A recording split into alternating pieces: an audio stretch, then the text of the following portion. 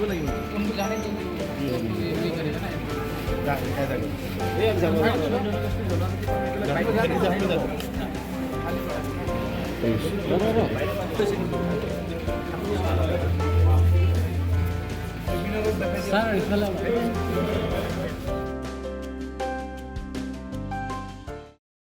কৰিলে মই তাৰমানে এতিয়া মই এটা নতুন দায়িত্বৰ ল'বৰ কাৰণে আগবাঢ়ি গৈ আছোঁ আৰু মই ভাবোঁ যে বৰপেটা লোকসভা সমষ্টিত মই নিজে এগৰাকী প্ৰাৰ্থী।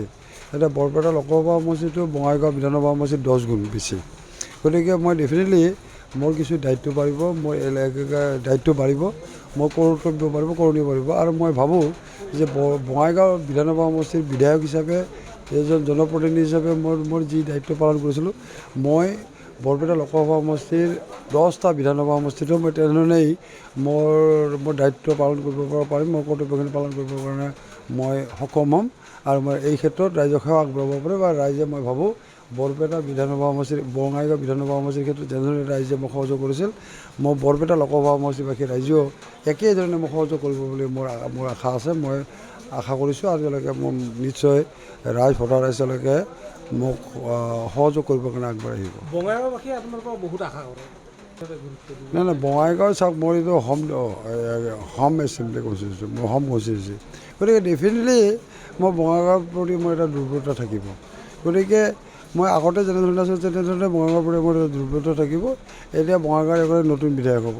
সেই বঙাইগাঁৱৰ নতুন বিধায়কগৰাকী 3 মাহ পিছত 4 মাহ পিছত যেতিয়া নতুন বিধায়কগৰাকী নিৰ্বাচিত হ'ব, সেই বিধায়কগৰাকীক মোৰ দায়িত্ব যেনেধৰণে মই পালন কৰিছোঁ, সেই একেধৰণে সেই বিধায়কগৰাকীকো দায়িত্ব পালন কৰি আগবঢ়াই লৈ যোৱাৰ ক্ষেত্ৰত মই ডেফিনেটলি মই সৰ্বতোপ্ৰকাৰে চেষ্টা চলাম। নাই চাওক, বৰপেটা লোকসভা সমষ্টিৰ 10টা বিধানসভা সমষ্টি আছে। 10টা বিধানসভা সমষ্টিতে যদি আমি চাওঁ, প্ৰতিটো বিধানসভা সমষ্টিতে বানপানী আৰু গৰাখহনীয়া সমস্যা আছে।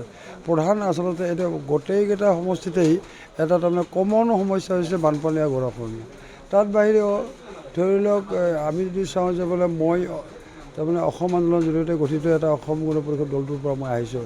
ৰাইজে আশা কৰি দিছিল যে বোলে অসম গণ পৰিষদ দল হওক, এটা আঞ্চলিক দল হওক আৰু আঞ্চলিক দলটোৱে তাৰমানে অসমৰ উন্নয়ন কৰক আৰু অসম গণ পৰিষদ সদৌ অসম ছাত্ৰ সন্থাই আৰু গণ সংগ্ৰাম পৰিষদৰ লগত ভাৰত চৰকাৰৰ যি চুক্তি স্বাক্ষৰ হৈছে, সেই চুক্তিখন যাতে 100% 100% যাতে ৰূপায়ণ হয়, এই লক্ষ্য ৰাখি, এই স্বাৰ্থ ৰাখিয়ে, এই দৃষ্টি ৰাখিয়ে অসম গণ পৰিষদ দল জন্ম হৈছিল।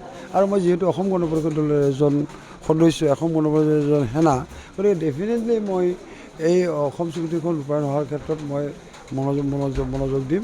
তৃতীয়তে ধৰি লওক, এতিয়া যদি আমি কওঁ যে বৰপেটা লোকসভা সমষ্টিটো অন্যান্য লোকসভা সমষ্টিবিলাকৰ তুলনাত কিছু পিছপৰা।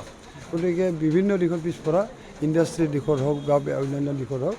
গতিকে এইবিলাক কেনেধৰণে তাৰমানে অন্যান্য সমষ্টিবিলাকৰ লগত ফেৰ মাৰিব পৰা আগবাঢ়ি লৈ যাব পৰা, এই ক্ষেত্ৰত মই নিশ্চিতভাৱে চিন্তা চৰ্চা কৰিম। এজ ফৰ এক্সাম্পল যে আজি বৰপেটাবাসী ৰাইজে তেওঁলোকৰ এটা সমস্যাৰ কথা তেওঁলোকে কৈ আছে। তেওঁলোকে কেন্দ্ৰতো তেওঁলোকে তাৰমানে ৰেলৱে মন্ত্ৰালয়ৰ লগতো তেওঁলোকে যোগাযোগ কৰিছে যে তেওঁলোকক তাৰমানে বৰপেটাক ৰেলেৰে সংযোগ কৰিব লাগে, ৰেল লাইনেৰে সংযোগ কৰিব লাগে আৰু তেওঁলোকে দাবী উত্থাপন কৰিছে। এইটো জৰীপো কিছু হৈছে, কিছু আগবাঢ়িছে।